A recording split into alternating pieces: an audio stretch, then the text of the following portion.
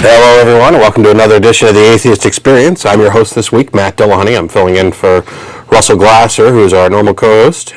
Not that I'm abnormal. And with me this week is Jeff D. Hi. Thanks for coming, Jeff. Thanks, Matt. Yeah.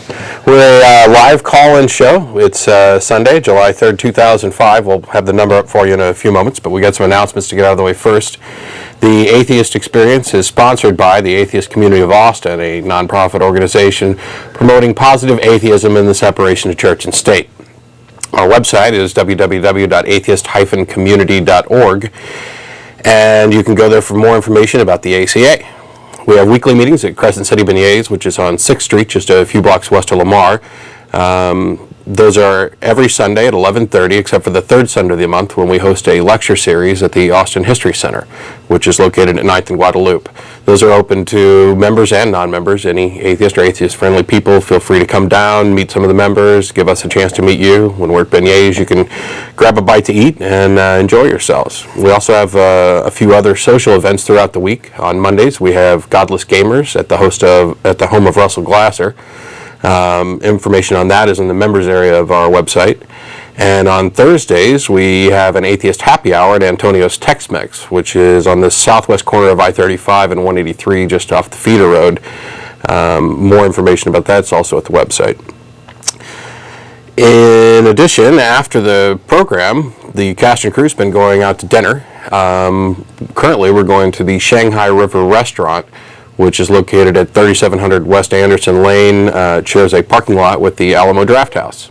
And we finish the show at 6 p.m., and we're normally there somewhere between 6:30 and 6:45.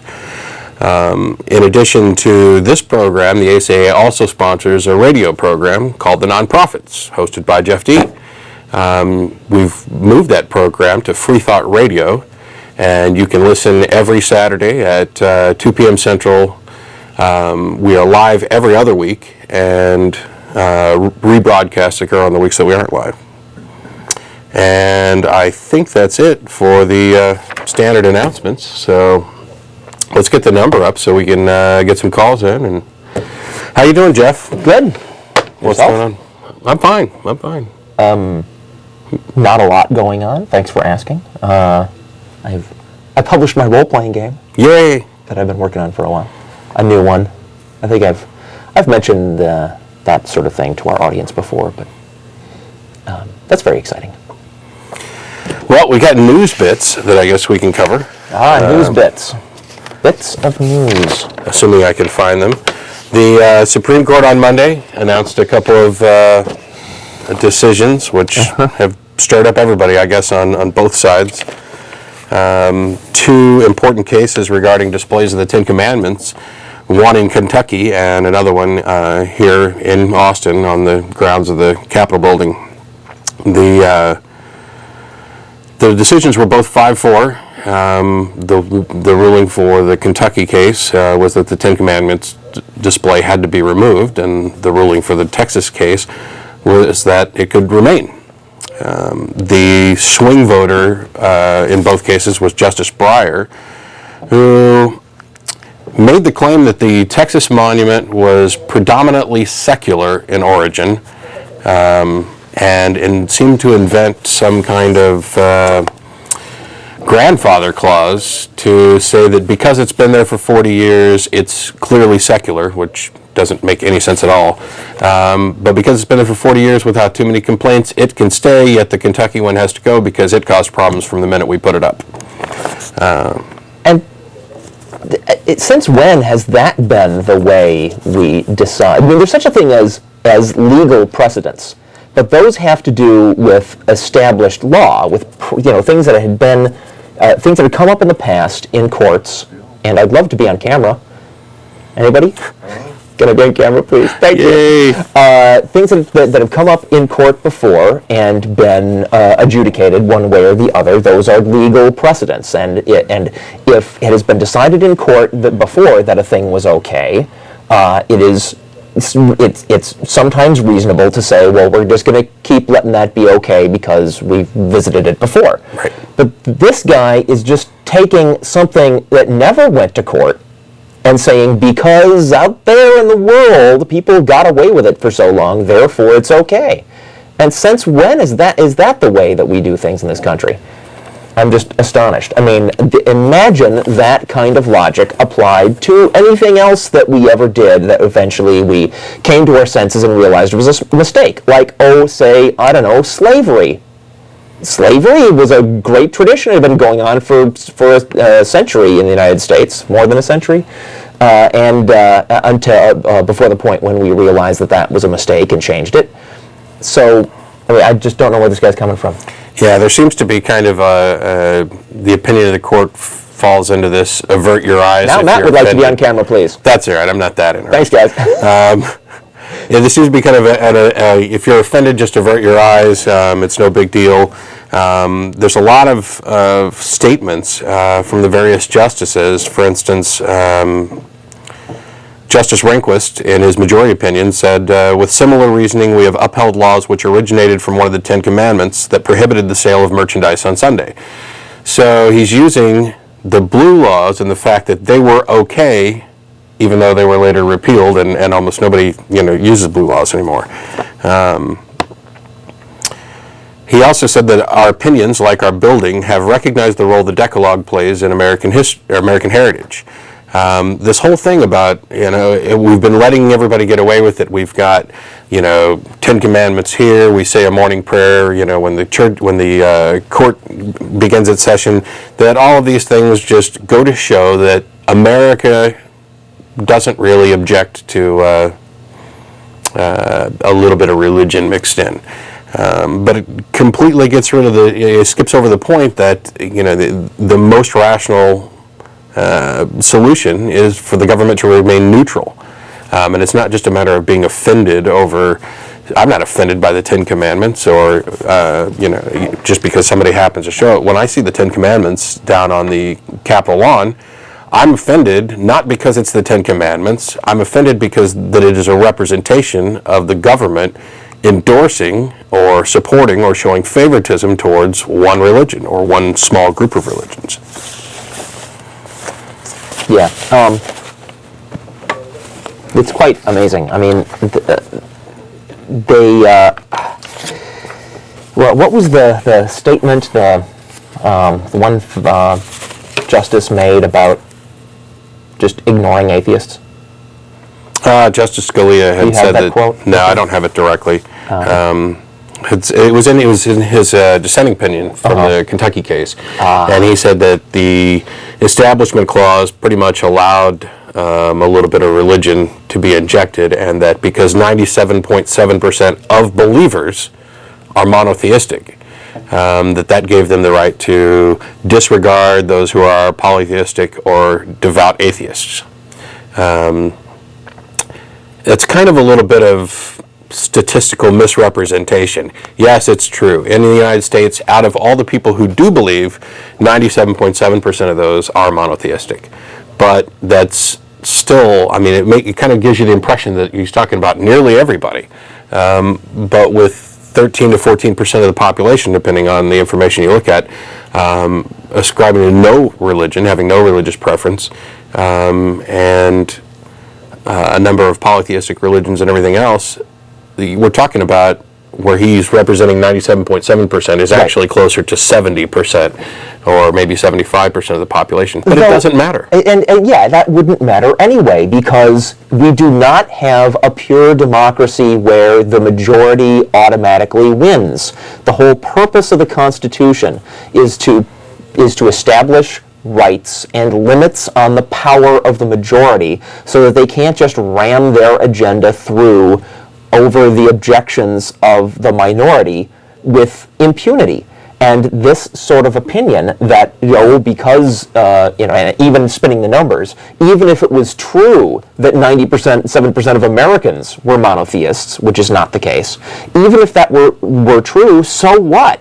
If there's one person being discriminated against by the government in supporting some majority view that is discriminatory against that one person, then the Constitution still protects that one guy.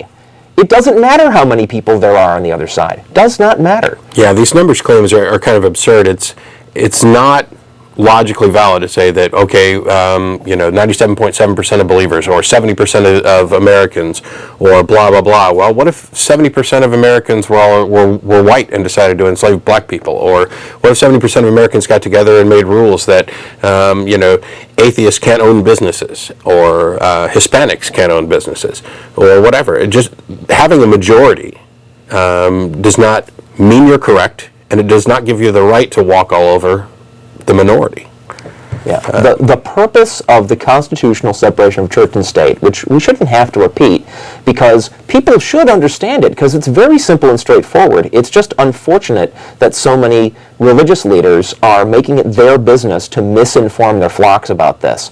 The purpose of the separation of church and state is to keep keep the government out of the business of endorsing any particular religious view or set of views, in order that everybody will be equally free to believe what they want or not believe if they don't want, according to their own conscience.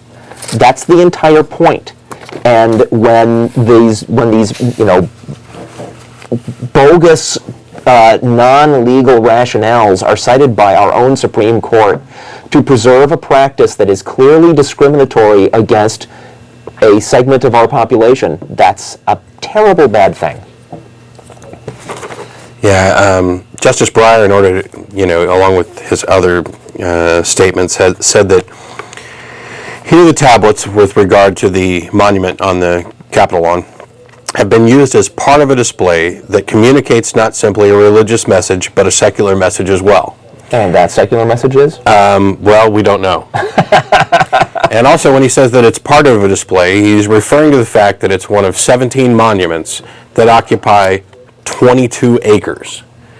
None of the other of which you can make out at all, and tell what they are or what they're for. There's from that position. There's one that's not too far away from the Ten Commandments, but the majority of them are spread out, and there's a couple little clusters. But I couldn't tell what that thing was. No, it's a statue of some people, I think. Yeah, they're all historical monuments to people or events that shaped the nation or Texas. This is the only one that is inherently religious, and for the judge. Now, see, Justice Breyer, while he agrees with the majority opinion that the monument should be allowed to stay, he's disagreeing with the majority opinion, which stated that this was clearly a religious monument, and they just don't care. The majority opinion was, yeah, it's religious, and that's okay. Justice Breyer said, I think I'm going to try and maybe squeeze in a little bit of the lemon test and say that it's a secular message as well.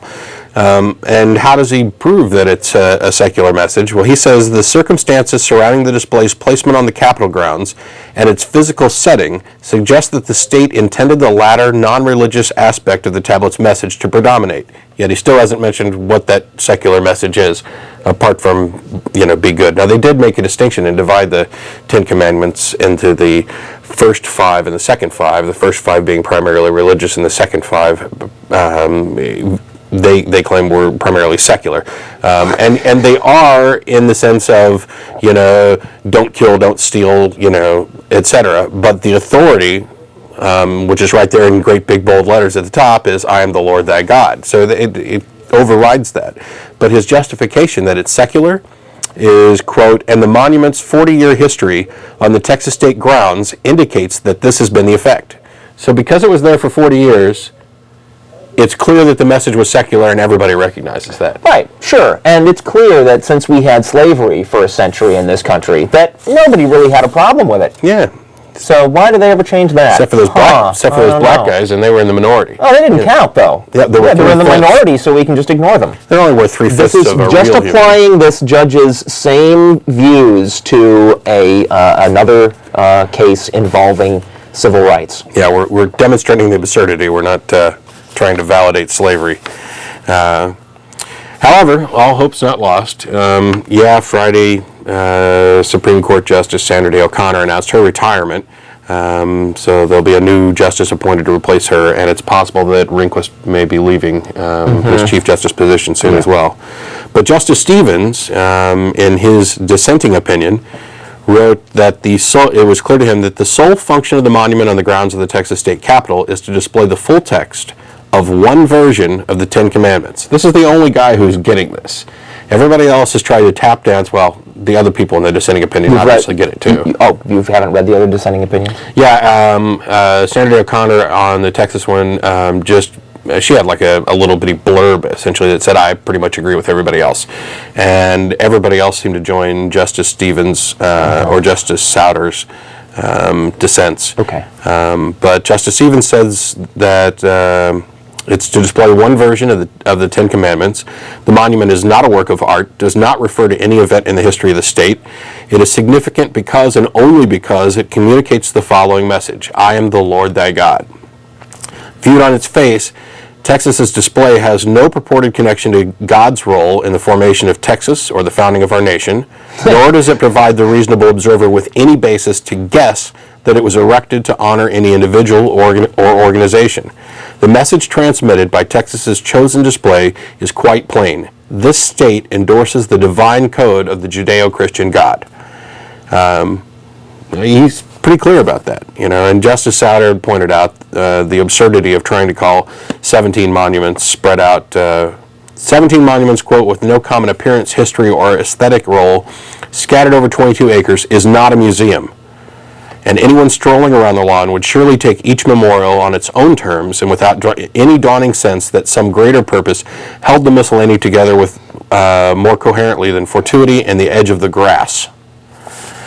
There was a lot of sniping between the judges on the decisions on both cases. Justice Scalia, took Justices Stevens and Souter to task numerous times with what they said, and accused them of logical fallacies in their positions, and they pretty much snipe right back and hey, this is clear. This is just one big religious propaganda. Yeah. Well, it is clear, but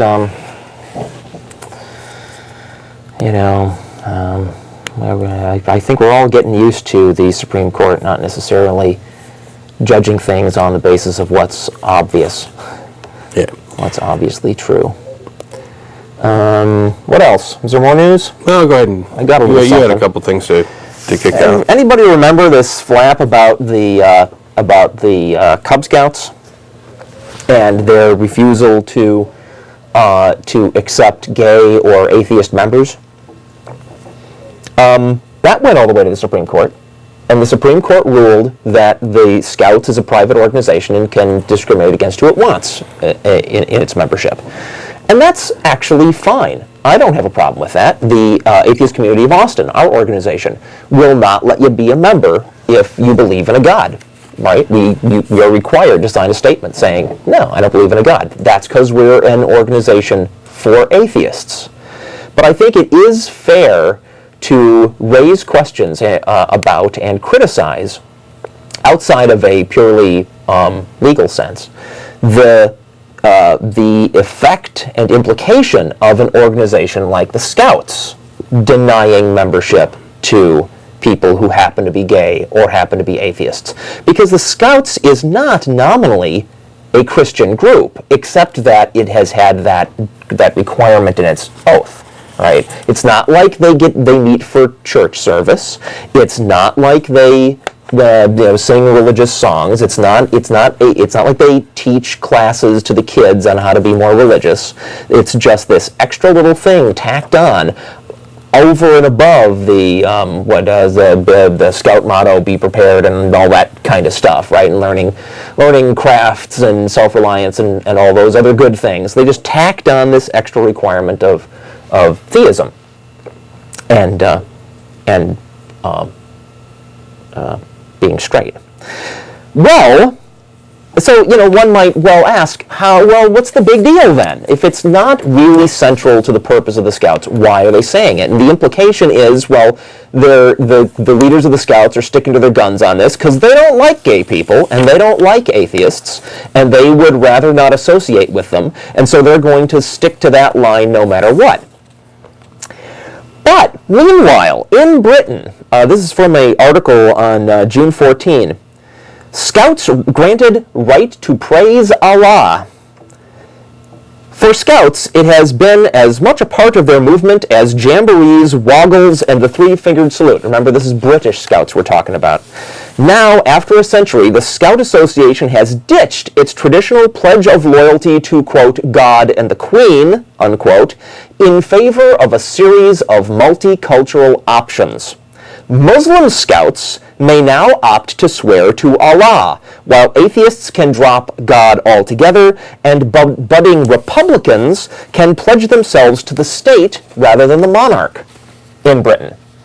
They backed down. They said, this is silly to be excluding people, to be requiring all of the members of the Cub Scouts to adhere to a particular political or religious view. The pledge is taken by all Scouts on joining the movement, which was established in 1907. The new variations are intended to reflect the growing diversity of Britain.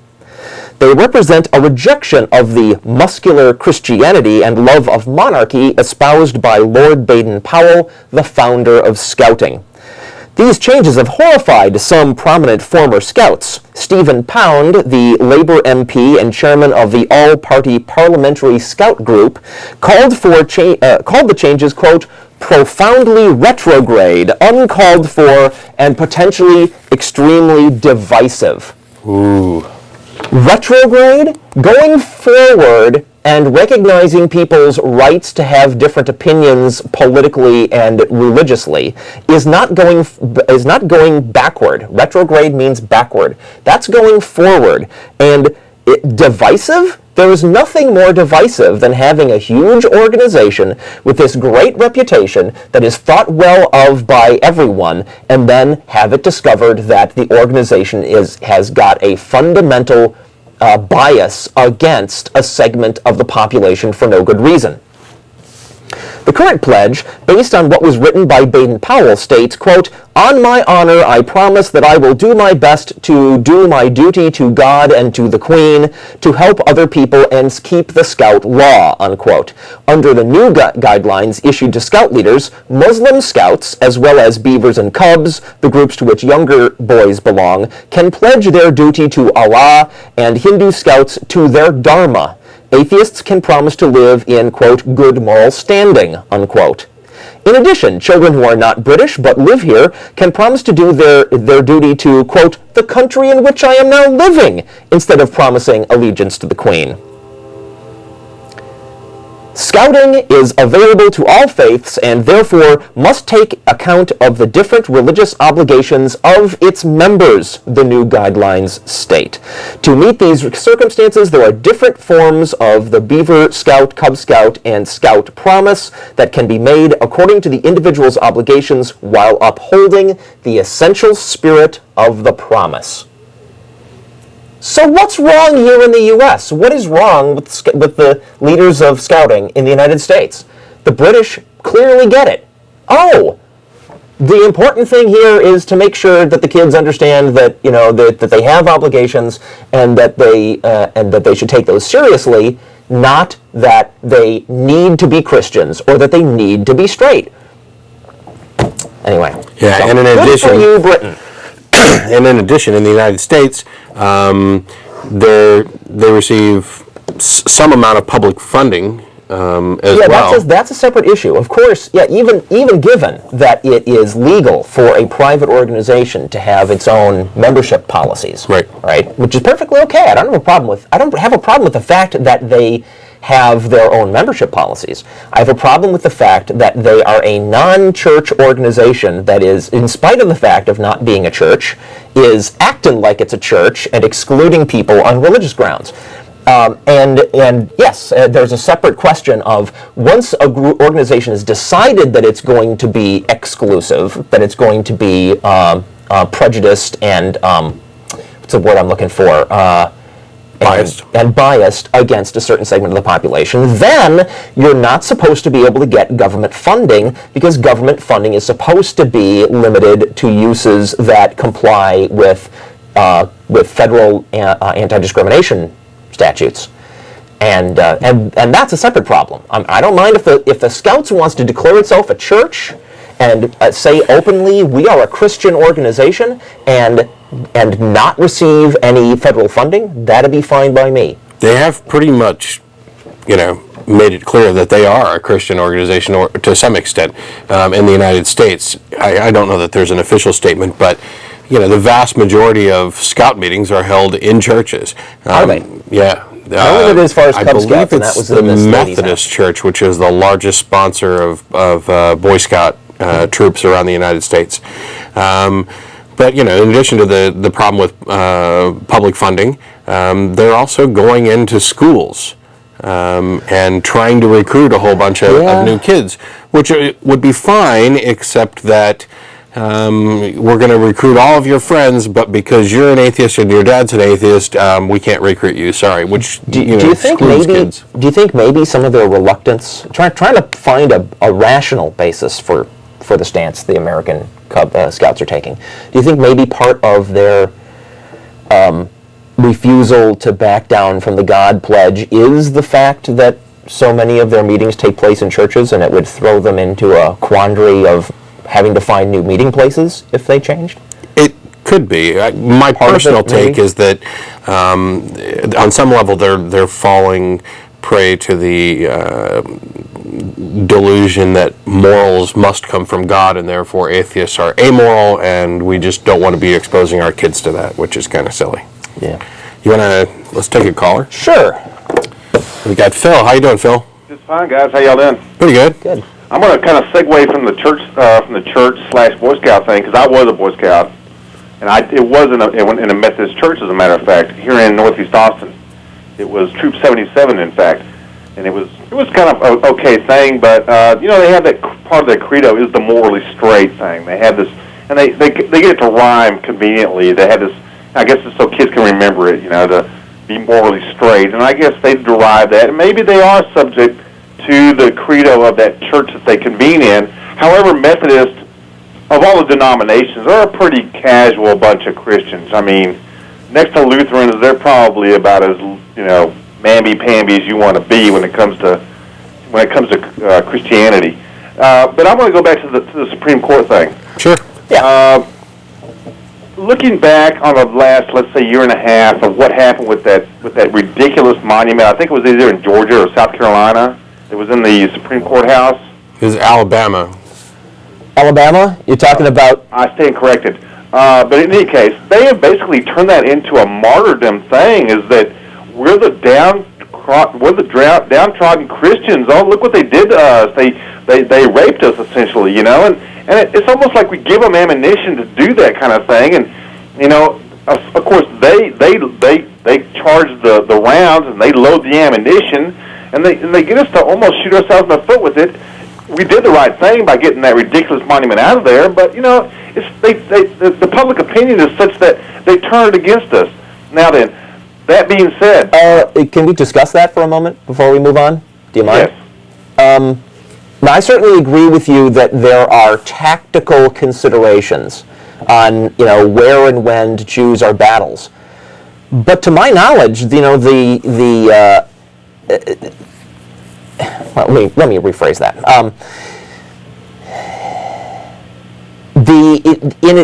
They can keep playing that "oh, we're so oppressed" card for a while, and they'll get mileage out of it for a while. But it seems to me the more they scream that they're being oppressed, when they're not really being oppressed, when they're just being required to operate within the Constitution, the more they do that, the less effective that's going to be. What do you think about that? I think that may be true. However, I think his name's Judge Roy Moore. Yeah. Right. He's looking like the next senator from Georgia, I guess. I mean, we don't need guys like that basically leapfrogging over the normal political landscape based on this one sole ridiculous issue to find himself of one of 100 members of the most influential people of America, and if we, it's frustrating for me. I know it's frustrating for you folks too. I can understand the frustration, but in fairness to Judge Roy Moore, and I believe he's getting ready to run for governor of Alabama, that's a position that he was very likely to have run for regardless of the issue with his Ten Commandments monument down there. I agree. However, now he's going to get money poured into his candidacy from all over the United States. Right. He will likely get more money than he would have otherwise, and I expect him to probably win. Okay. It's always bothered me how the majority can claim to be so oppressed, but I agree it can be very frustrating. It was a frustrating week for me to actually go through and read the opinions, majority concurring and dissenting, and then to have Sandra Day O'Connor announce her retirement on Friday. But I don't think we're anywhere close to beyond hope, which is one of the reasons why I mentioned the comments from the opinions of Justices Stevens and Souter. You're right, though, that the Christian activists are leaping on this as an opportunity, and as soon as the Supreme Court announced that, hey, this monument down on the Texas lawn and the Texas Capitol lawn is okay, there was already a movement to make a bunch of clones of that Ten Commandments display all around the country and post them up. So where we had 50, 100, 200 before, now they're going to be creeping up in any city where somebody feels like doing it, and they're all going to be justified by the Supreme Court. Okay, well, I don't want to monopolize your time, but just one thing I want to interject. Now, with Sandra Day O'Connor retiring, correct me if I'm wrong, and I probably am wrong, but did she not side basically against, or I guess, depending on how you look at it, with atheists with regard to the Texas monument, but against, I think it was Kentucky, with their courthouse Ten Commandments? Am I right there? No, that's not accurate. She would have voted in the Kentucky case. She voted with the majority to remove the commandments, and in the Texas case, she voted with the minority to remove the commandments. Yes. So it is bad. It is bad for those of us who care about the rights of majority religious views in this country that she has retired. Okay. That is bad. So with that being said, I think we've seen this time and time again, particularly with school boards, that they send these candidates into these nomination processes basically, sight unseen. They try and present people as neutral, as reasonable people, when in reality they're these stealth Christian fanatics. That's true. Where do you see this shaping up? And I guess I'll let you go on that note. Okay. I wanted to thank you for your call. Yeah, thanks for calling, Phil. Thanks, Phil. I wanted to make one further comment. I don't know if this phrase was used in the recent Ten Commandments rulings, but I remember in the Michael Newdow Pledge of Allegiance case, the under God in the Pledge of Allegiance case, that there was widespread opinion among conservative pundits and lawyers and judges that it was okay to say God in the Pledge of Allegiance because it amounted to this thing that they termed ceremonial deism. Did you encounter ceremonial deism in reading any of the opinions? No, but I'm not finished with the Kentucky one. Okay, but ceremonial deism is this idea, and it's not a legal. It's not a legal point. There was some professor of theology or history or something who, in some famous lecture on separation of church and state, coined this phrase, and then he got quoted by some justices in a early Supreme Court case, and then they were quoted by later justices in later Supreme Court cases. The idea is that there's this kind of religion, kind of religious reference that doesn't mean anything. It's just ceremonial, and therefore it's okay because it doesn't actually carry any religious content. And even though I have no evidence yet that specific phrase was used in deciding these recent Ten Commandments cases, the argument is there. The idea that, it's this monument that is a big scroll with the Ten Commandments on it is a secular monument. That's just saying, and that it's secular. We know it's secular because it was there for 40 years and nobody complained until now. That's the same kind of thing. That is a ceremonial deism argument. Oh, we've been doing this for so long and nobody found a problem with it. Therefore, it's just a ceremonial thing and it doesn't really mean anything. And if they haven't been using that phrase, then I would guess that's because there was a lot of outcry from the religious left who are against things like violations of separation of church and state, saying, how dare the Supreme Court decide that there can be references to God that don't mean anything? But another issue here is how is it that Ten Commandments monument sat on the lawn of the Texas State Capitol building, ours here, plus all the other ones around the country? How is it that ours sat there for 40 years without anybody raising a stink? The reason it sat there without anybody raising a stink is because atheists and other people of other religions didn't raise a stink.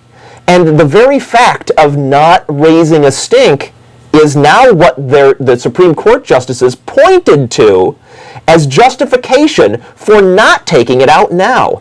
So I just want to suggest that the idea that we should be quiet because then they'll just all settle down and go away is not true. What they will do while we're being quiet is they will quietly establish their control of our government. They will quietly set up Ten Commandments monuments on government property. They'll quietly set up crosses on government property. They'll quietly put God oaths in oaths to the state.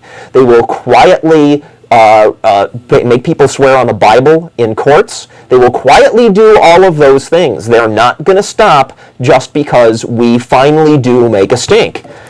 So I think there is no time like the present for us to start demanding our rights. That's my opinion. Yeah, and it may be, no, it's fine. It may be interesting for people, if anybody happens to be listening to the program and you live somewhere other than Austin, Texas, and a Christian activist organization decides to put up one of these Ten Commandment monuments around your Capitol building, raise a stink right away. Because you may be able to make the case that because the majority opinion for Texas was controlled or decided basically on Justice Breyer's grandfather clause that nobody complained. If you complain right away, well, that may, Right. Oh, exactly. That's exactly what I'm saying. That's exactly what I'm saying. Gotta raise it now. And also, can I? No, go ahead. I'm sorry. I want one more thing. Is Judge Roy Moore, who's such a big freaking celebrity now, is such a big celebrity, yeah, because he happened to be the guy who was doing one of these things that is a violation of the Constitution at the time when people spoke up. Whenever anybody speaks up, there's going to be a guy who happens to be the guy that was doing that illegal thing, and he's going to turn into a hero for his group. I mean, that's just a given. There's no later time when there won't be such a guy that we can complain then and not turn him into a governor. So I don't think that can be a justification for inaction. I've also been told that the justice's name is pronounced Souter, so I'll apologize to Justice Souter for mispronouncing his name. We'll go on to some more calls. We got Kevin. How you doing? Yeah, pretty good. Can you hear me? Yeah. Yeah, hi, Kevin. Well, I'm a former Eagle Scout, so I wanted to give you my take on scouting and religion. The 12th point of the Scout Law is a Scout's reverend. But my whole experience in scouting, I went all the way through Cub Scouts, all the way through, and I went through, I was an Army brat, so I went through, per se, in Army scouting, so that might be different from other people's, their scouting experience.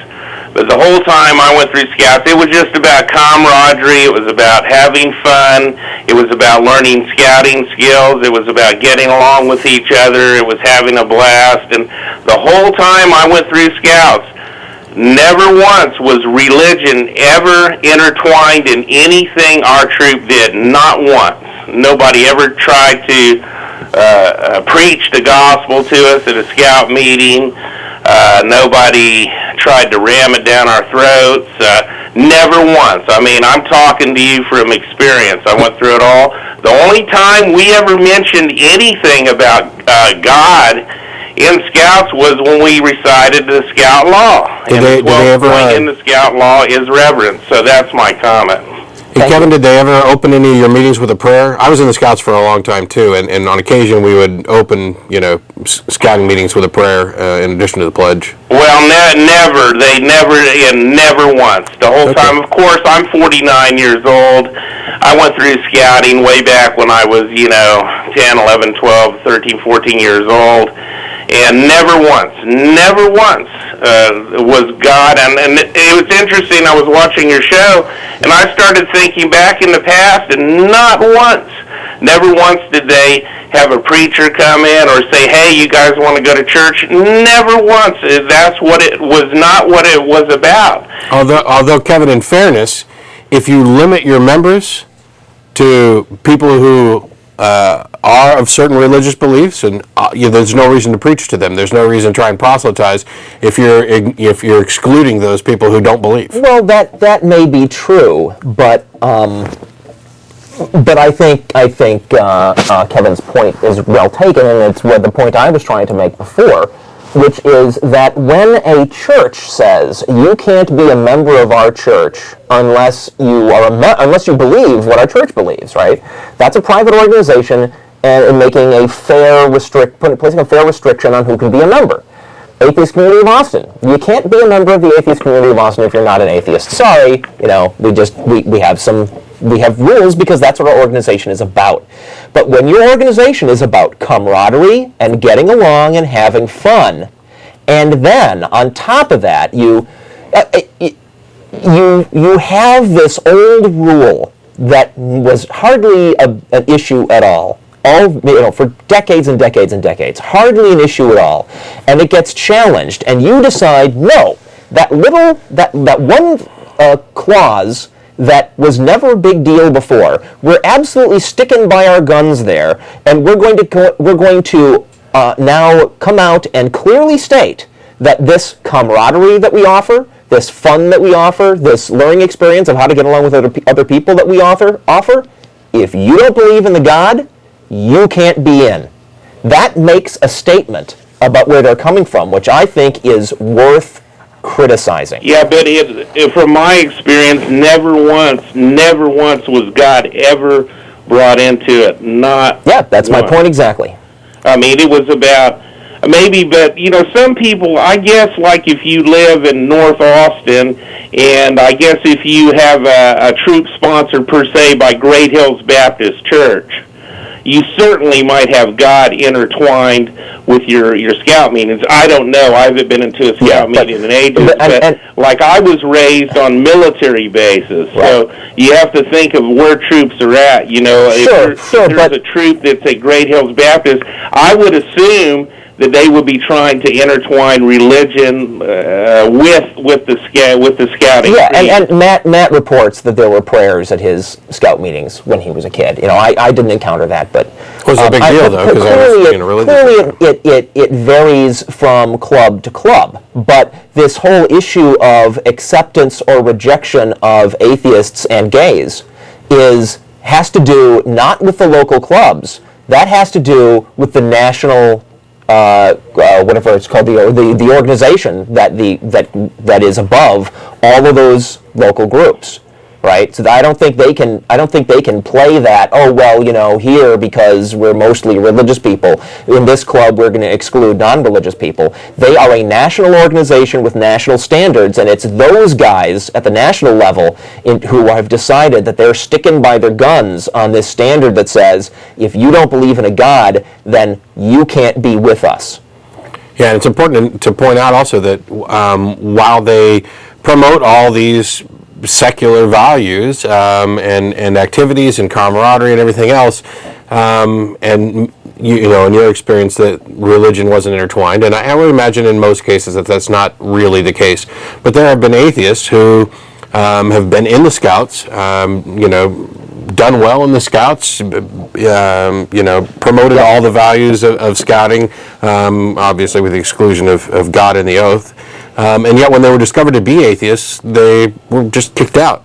Right. You know what's funny? Back when I was 12, I might seem naive, but I'm a lot older. I didn't even know what a friggin' atheist was when I was 12. And to be honest with you, I could have cared less. I cared about friendship and more than that. Right. I just wanted to. Did you ever ask? It's funny when I did end up going into the military myself. Yeah. Here we have these things in Scouting that are issues in the military now too, with gay and not so much atheists in the military, but give them a chance. gays in the military. You've got that's a whole other program. Yeah. But that's my comment, fellas. All right, thanks for calling. You're talking about in the military. There's this whole stink right now about is that an Air Force base? An Air Force Academy. Yeah, Air Force Academy, which is not only proselytizing, but it's demonstrated to be discriminatory against anything that's not Christian. Yeah. So they're not having in the requirements. You can't. But you can't enter unless you believe in God. But they, and in a lot of places, they darn well will discriminate against you if you don't. Let's go on to Lori. We lost Zamecki. Hi, Lori. Hi, Lori. I just had a couple of comments, I guess, and questions. I guess my thing is that I think a lot of people out there have a lot of misconceptions about atheism, and to be honest, when I was growing up, I used to think atheists were satanic. I didn't know. That's what a lot of people will tell you when you're a little kid. Yeah, and then when I would go to church, they made it seem like anybody who did not believe in God, oh my God, was very horrible and all this kind of stuff, until I started just recently tuning into your show, and I started, a wake-up call and seeing your guys' point of view. And so I thank you for that, even though I'm a Christian myself, but I do just criticize sometimes the way people do force their beliefs on people, and I just had to say that if you could clear that up on your show, because I hear some people just say that y'all are they're satanic, that you are anti-God, and if you don't mind, I can give some kind of constructive criticism, if that's okay. Sure. That sometimes y'all come out and say maybe some things about God in a negative way, like poking fun. I think that'll hurt you instead of helping you, but that's just my opinion, because I think that just gives them more of a reason to, I guess, attack you guys and stuff, and that's just me. So I understand that. I can appreciate that. There's a lot of other people who shared that. I was pretty much no hold barred a couple weeks ago when we talked about the X-rated Bible. I'm not too reserved when it comes to speaking out about silly beliefs or saying something that might actually offend somebody because I've said something negative about God. I don't try to run around just smacking them, smacking their religion down wherever I can, but if it makes them think, if it makes them consider, just what is it that I'm believing, if there's something in the Bible that's particularly offensive to anybody who would happen to read it, or almost anybody, how does that relate to the rest of my beliefs? And if God does something in the Bible which is illogical or seems to be unjust or cruel, how does that relate to the rest of my beliefs? And how do I rationalize that? How do I make those determinations? Yeah, and I can see also that, Christians do the same thing, so they shouldn't really talk too much, but... Well, yeah, for years they've vilified atheists, and like you said, you had thought we were satanic, and we've been called amoral. Yeah, okay, can I jump in at this Sure. point? I mean, when we do have some fun. Us atheists who don't feel any particular obligation to take the Bible seriously, or to try to rationalize excuses for why something that doesn't seem on paper to make any sense is probably okay anyway. We just don't feel that. So we do have some fun every once in a while. Saying exactly how it seems to us, and while I'd love to tell you that is not at all an an effort to offend people, but it isn't entirely, I can't entirely claim not to be interested in offending Christians sometimes. And I'll tell you why. It's this thing that you opened your call with, where you were told in church that people like me are evil. And when there's a group like Christians who are going around telling one another or being taught in their churches that I'm evil and I'm not, that really, really bothers me. And I think every once in a while, the Christians deserve to be offended themselves, in return a little. Yeah. So, that being said, I think there's a bigger issue with this whole attitude among believers, that an uneducated attitude. And I'm very happy that watching our show you've been able to get past this. Yes. But there's still, I remember after 9/11, there was a poll taken among Americans asking what kind of person they'd be willing to vote for president. After 9/11, Americans were more likely to agree to vote for a Muslim for president than an atheist. Oh. That's how bad it is. And politically now, and I don't want to, I've got to be careful here because our organization is nonpartisan. We don't take sides with political parties. Right. But it is a fact that most atheists are Democrats, even though most Democrats are not atheists. Okay. And I see manipulation coming from a religious right. Yeah. When they say crazy things like the Democratic Party wants to destroy Christianity, and because what does that do? It forces the Democratic Party to take a position of, well, no, we're good Christians too.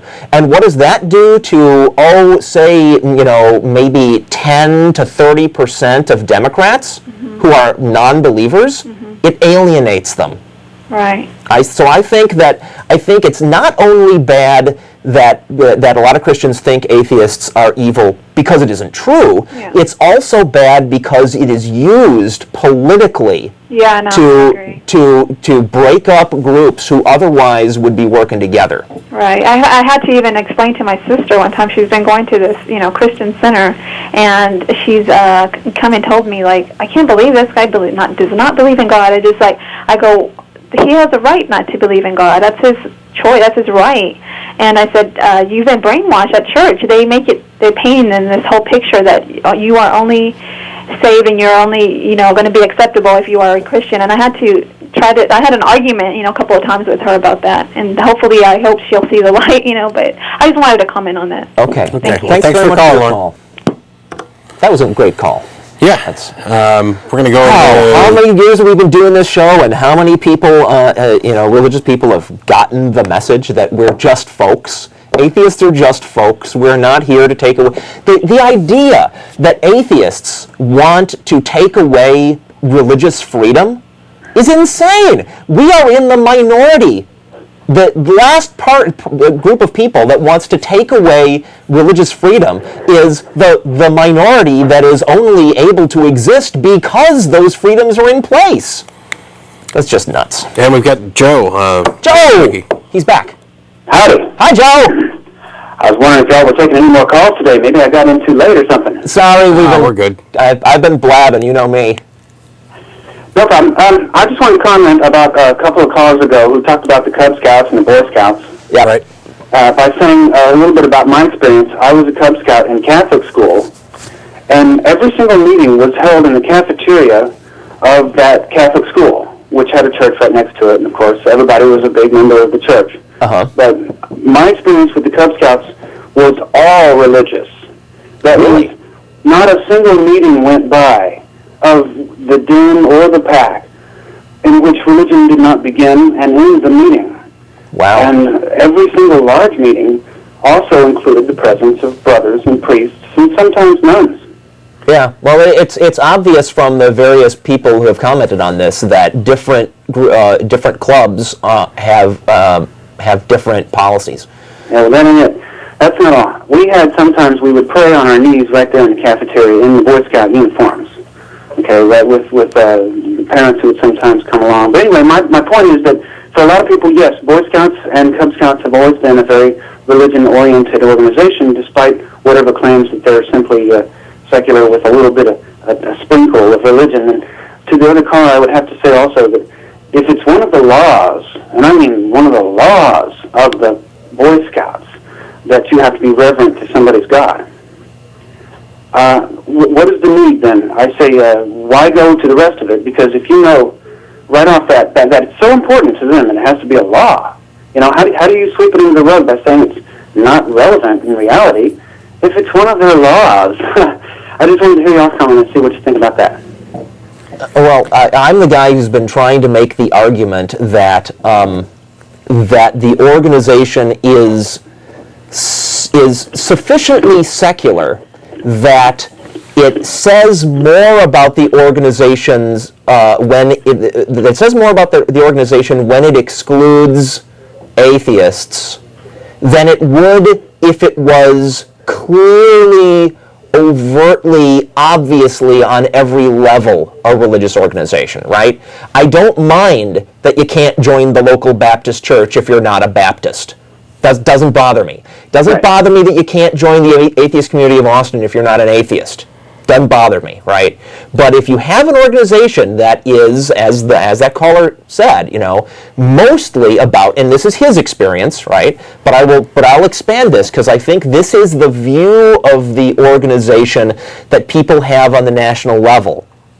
Setting aside now what goes on in individual groups. That the organization is about learning self-reliance, learning how to get along, learning some useful survival skills, having fun, that kind of thing, right? When an organization that is perceived as being mostly about that, about non-sectarian things, for that organization to then also have a God requirement, I think, is a bigger deal. You see what I'm saying? It's worse than a church doing it. Right, and one thing I think the Boy Scouts of America really needs to work on is the fact that they're not completely universal in their statewide and national-wide level groups about whether they are private or public, if they're going to be publicly funded. Really? I didn't know that they had a problem with that. Well, I mean, from the perspective of somebody who's looked at state church issues, yeah. I've seen different Boy Scouting groups claim to be this, and then different ones claim to be that, right. And they do it for various regional purposes, sure. Political and financial, but to get the special perks that come along to certain groups like them, and nonprofit groups that are supposed to be helping out people, but then they also discriminate, and it really conflicts with the idea of getting public funding from the government. Yes, absolutely. Yeah, the organization seems to be, different troops are doing different things, and some of them are riding the fence, and some of them are, have crossed the line, and some may not have. But I think that's something where, it's important for the Boy Scouts of America as a national organization to go through and make a decision and kind of clean things up so that there's uniformity throughout the Boy Scouts. And if they want to come out and say, we're a Christian organization and we're not going to allow atheists or gays, fine. No more public funding. No more waltzing into public schools to try and, recruit new Cub Scouts, Boy Scouts, etc. And if they want to get rid of those bias policies in order to continue receiving public funds and continue to, be a place where all young kids can get together to, learn things and interact with each other and develop a lot of the, not only social skills, but I learned a lot of cool stuff when I was in the Boy Scouts, and not just, knot tying or pitching a tent. I mean, we studied astronomy and any number of other things just to have fun. But they kind of need to make up their mind, and they need to make some uniformity among all the different troops. Yeah, and also it's important to remember there are alternatives to Boy Scouts and Girl Scouts as well, in a group called Camp Quest, which is for both boys and girls, and it's for the children of non-religious parents, but not specifically limited to that. Anyway, I believe it's campquest.org, and I want to thank y'all for listening. Thanks, Joe. Thanks for the call. Thanks a lot. Y'all have a great show. Thank you. See you later. I think I sort of babbled incoherently in my last point that I was trying to make. Let me try to clarify why I think it's worse and what I mean by worse when I say that the Scouts discriminate against atheists. Well, before you do, real quick, just as a reminder, everybody, we're going to be at dinner at the Shanghai River Restaurant after the show, and hopefully if Joe's available, he'll be able to come down too. But you're all welcome to come down and talk to us, atheist-friendly people. If you want to come down and argue with us or proselytize, that's what the show's for. Feel free to call in now. My point is, when a Baptist church says, you need to be a Baptist to be in our church, well, it's a Baptist church, right? It is an organization for Baptists. And it's not discriminatory to say, we're going to have a group for this special interest, and if you don't have that interest, you can't be in the group. That's not discriminatory, right? It's not discriminatory for... Well, it is. It's just not wrong. No, hang on. Well, okay, it's not discriminatory in the sense that is bad. Right. Or for the atheist community of Austin to not let non-atheists join. That is not a policy for the purpose of punitively excluding people you don't like. It's a policy for having a group that is about a particular interest.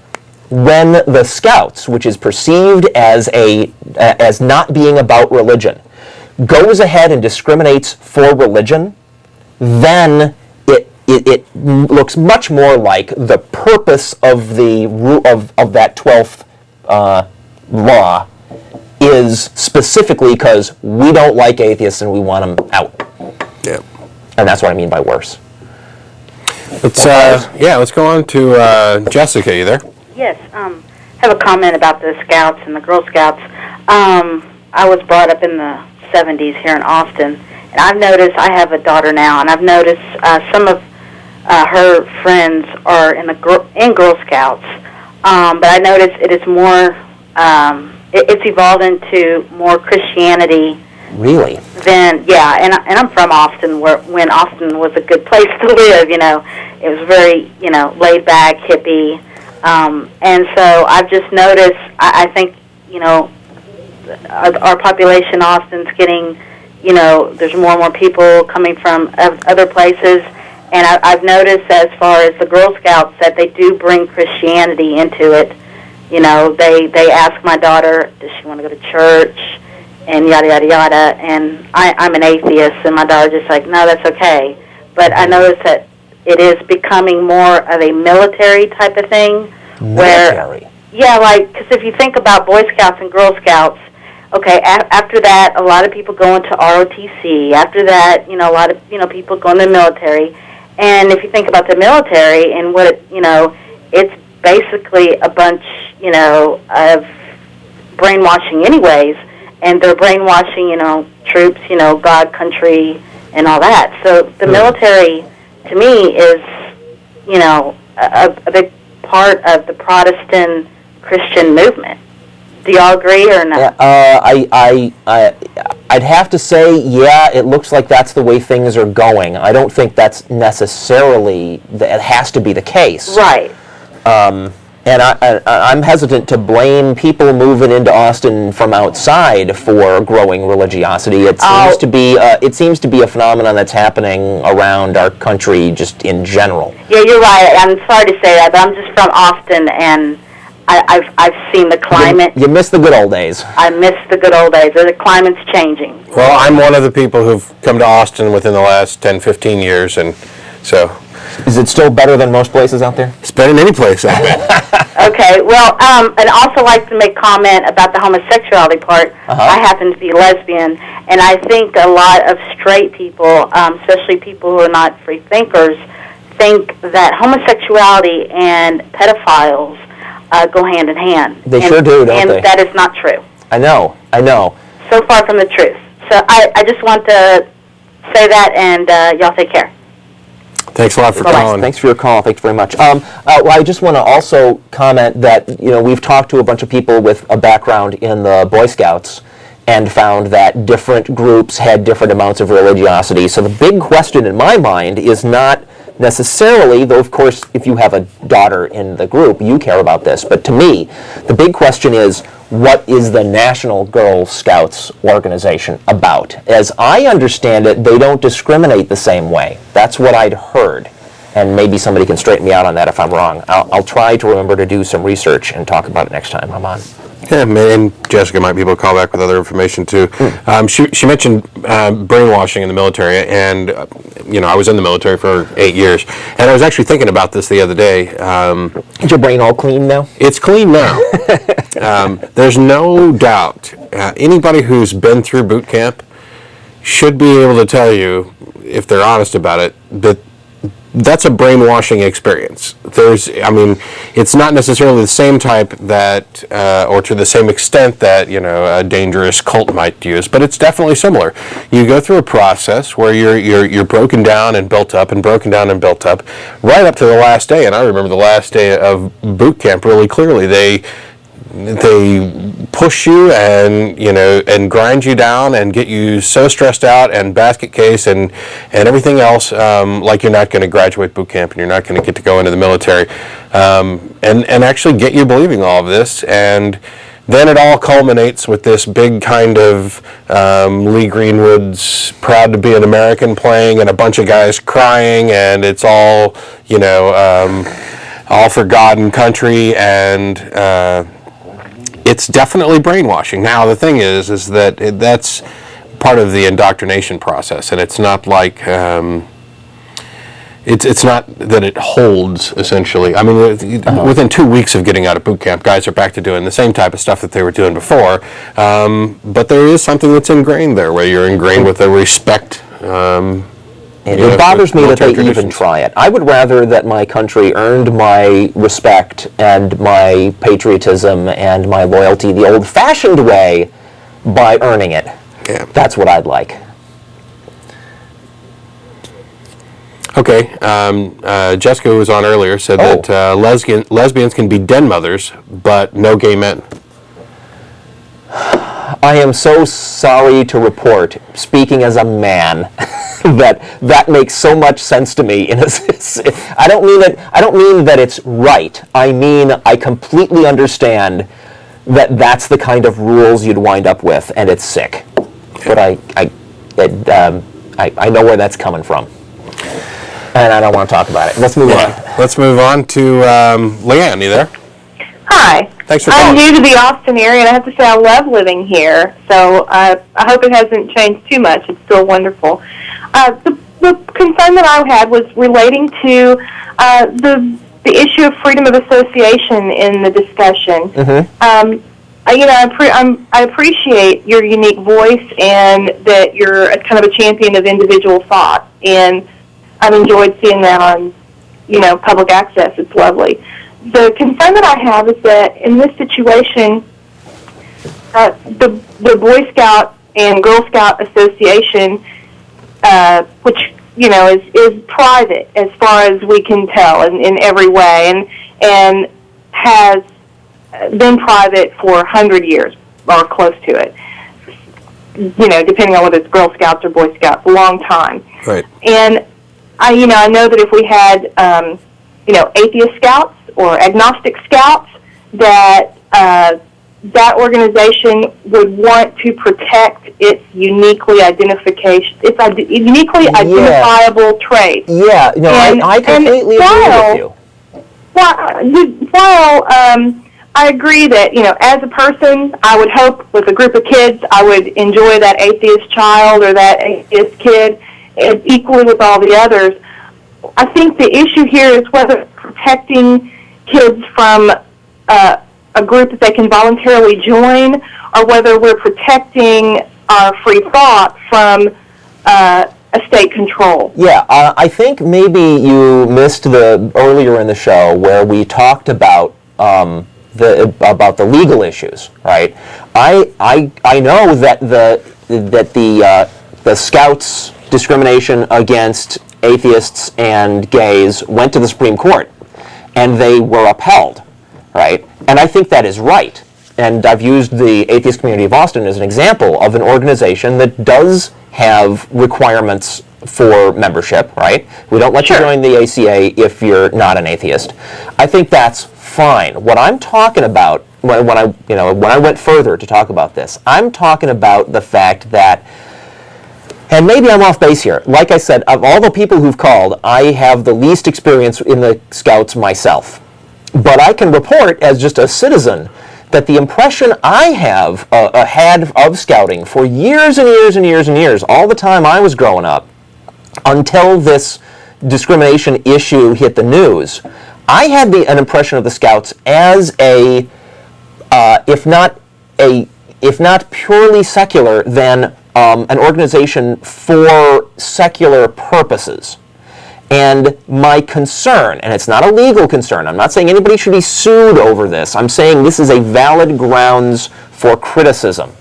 My concern is that when you have an organization which appears to outsiders, to people in the general public, to be about things other than religion, and then it has a rule that you have to believe in a God, and that rule gets questioned, and they decide to stick by their guns and say, this organization, which is largely about things that have nothing at all to do with religion, we're just gonna, for fun, on top of that, we're also going to stick by our guns and not let you be in it if you don't believe in the same God we do.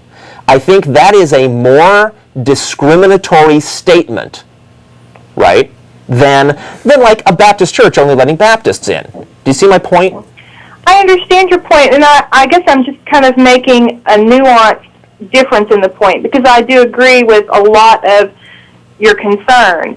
And, I want to make the difference between what we would hold them accountable for socially versus what we would hold them accountable for politically or financially. And socially, and as a member of the society, right, who is faced with an organization that says, we will provide opportunities for camaraderie and learning how to get along and self-reliance and having fun for kids, and your kids can't be in it because they don't believe in God. You're not good enough.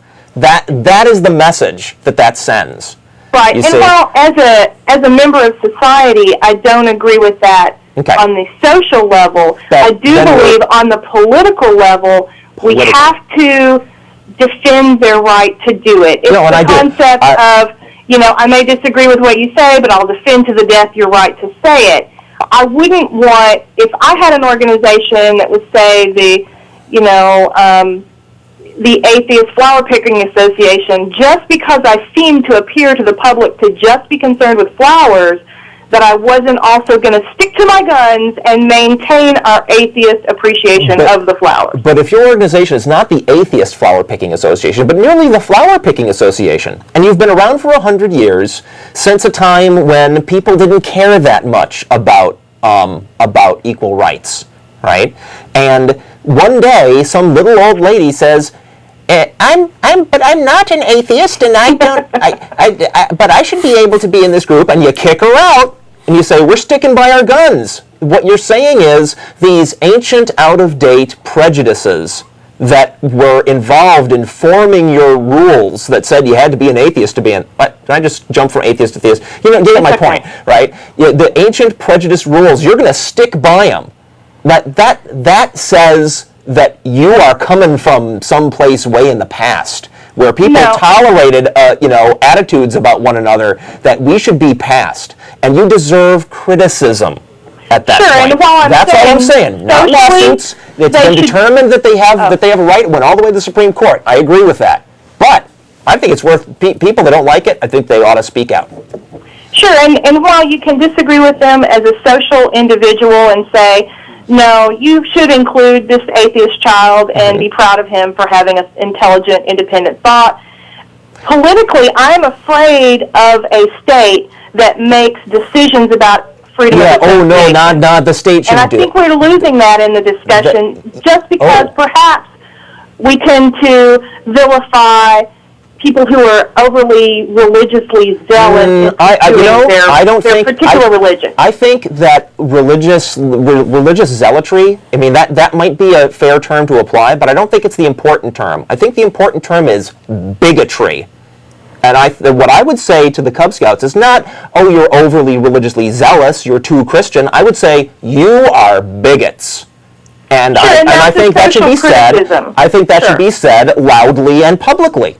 And if they want to go on being bigots, they may, right? As Sure. long as they don't take federal funding to help Exactly. fund their bigoted activities, Right. I'm all right with that. And I agree with that as well. All I wanted to interject into the discussion was, let's be careful of not limiting freedom of association for private organizations, because as an atheist or as any other minority, we would be the ones with the most You are to lose. absolutely right, and I completely Yes. agree. Completely Thank agree. you for having such an intelligent show. Oh, thanks. Good luck. Thanks for calling. We fooled her. Reasonably well. we try. Let's go on to Chris. Hi, Chris. Hi. I watch your show a lot. You guys do a great job. I'll just interject this really quick along the same lines of scouting. I know the atheist community in Austin and throughout the United States and the world is pretty small, but one of the good things that Christianity or Christian organizations do, at least in this town, is they provide a lot of things to do for kids, and it's a fellowship, for kids and what have you. And I can imagine that there are a lot of kids out there who are questioning, and some that have, already decided, heck, I don't believe in any of this crap, But mom and dad are Christian, and hey, they're taking me to the movies, and hey, I get to go to Schlitterbahn with all these people, whatever else. I guess it's a call to action for the people in Austin and throughout to come up with something for kids that happen to be atheists, that want to be atheists, and be in an atheist fellowship. The atheist community of Austin is very aware of this issue, and I think where we're at is that we've never quite hit the critical mass that we'd need to be able to address the problem. We've had a number of members with children, and what happens is we don't get quite enough people coming to our events for there to be quite enough children, for them to have quite enough fun, or for it to be quite enough worth our time to set up child care, whatever they call that. I don't have kids, so I don't know these terms. To set up things, people whose specific job is to make sure the kids are taken care of and have fun when we're having meetings, right? Like churches do. We're not quite there, but we're very aware of the problem. So, okay, well, I agree. along that same line, I'm just sort of having a brainstorm on my own. Why not, put together like a T-shirt campaign or something, or everybody can go off on a Sunday and wear some nice T-shirts that say, not a Christian or something, some little catchphrase or something. And I'm sure, you'd find somebody walking down the street and says, hey, well, I'm an atheist too, and, and get the ball rolling and everything else. And I know the show is just about, and it's a great show, and it's about giving voice to people like us. But without us, I hate to use the word, but proselytizing for our own organization or our own beliefs, I can't imagine that there's going to be such a growth. And I know it's because it's such an intellectual point of view. It's not really an association on that level. But these Christian people they're cutthroat. I mean, they would do anything in order to gain control. And really, it's about shameless is the word I would use. Shameless. They're shameless. Right, a lot of them. I don't mean too broad of a brush. A lot of them. Shameless. Yeah, a lot of times we put Christians all in the same bucket, and that's not completely fair. Although, in my opinion, they kind of put themselves in that bucket by not being more vocal about, those extremists don't represent my point of view. Let me take this moment to hype our audio show, our internet audio show, which is on freethoughtradio.com. Is that correct? Did I get that right? On Saturdays from 2 to 3:30, if you set your web browser there, we do a different show than this because it's like more people except no callers, and we sit around talking about issues. It just so happens that on yesterday's show, we talked about the whole proselytizing atheism issue, so you might be interested in hearing discussion of that. Well, I like your show a lot, and I wish it was around when I was 9 and 10 and was having these questions and finally came to a resolution about that same time. So hopefully, some kids will be out there and they won't feel so alone. So anyway, thanks a lot. Thanks for your call. Thanks for calling. Yeah, I wish I'd had a show like this when I was younger too, so that I might not have believed silly things for as many years as I believed them. How long did you go? I'm 36, and I was a Christian from the time I was about 4 or so until, I don't know, it faded out towards agnosticism in my late 20s. So late 20s? Right. I've actually finally somebody that took longer than me. Oh yeah, no, I've mid 20s. I've only considered myself and been vocal about I am an atheist for about 2.5 years. Yeah. So this, from about 30 to 34 was a period of time where I was just reading and learning and trying to, assess who I was and what I believed and what I didn't believe. Mm-hmm.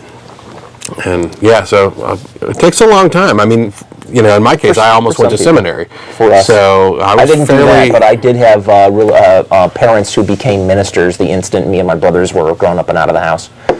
So you can imagine. And Methodist ministers, who was it? Because some earlier callers said that Methodists are namby-pamby and not laid back. Try telling your Methodist minister parents that you're an atheist. Or actually, I can't claim to be that brave. They found out from my webpage because I assumed they were less internet literate than they were. And try that and see how namby-pamby they are when it comes to the question of belief. But this last caller made a comment about us being a tiny percentage of the population. Actually, if you look at the polls, atheists may be anywhere from 7 to 15% of the general public, depending on what the poll meant by unbelief and lack of belief. So some people are not. Some people may have shown up as not members of churches, but did believe in gods privately. That's why there's some question. But that's not a tiny percentage. There are more atheists in the United States than there are Jews. And somehow Jewish people manage to get their rights taken seriously. So I don't know what's wrong with us. And I read a statistic actually that 50% of Jews living in Israel are atheists. Well, that's true. We're actually sharing some of the same percentage probably here, too. But, Still, you'd think that with 7 to 15% of the population, we could get taken seriously. All right, let's go on to Jesse. You there?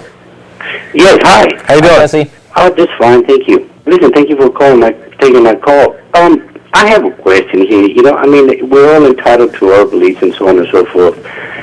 Now, it's my belief, and from studies that are made and so on and so forth,